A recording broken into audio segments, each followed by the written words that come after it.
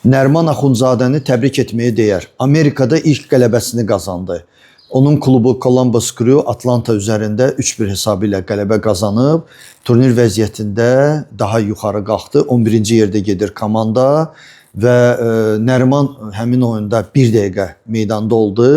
Bundan qabaq da 3 dəqiqə oynamışdı. Ola bilər məşqçilər ona hələ inanmırlar və asta-asta necə deyirlər, əvəz etmə kimi istifadə edirlər və gözləyək, nəhayət elə oyunlar olacaq ki, Nəriman start heyətində çıxacaq və nəhayət ilk qolunu da vuracaq. Nərimanla yanaşı Mahir Əmrəlinin də işləri nisbətən düzəlir. Bu dəfə Kaiserslautern heyətində 7 dəqiqə vaxt keçirib və onun komandası rəqib üzərində 3-0 hesabı ilə qələbə qazanıb.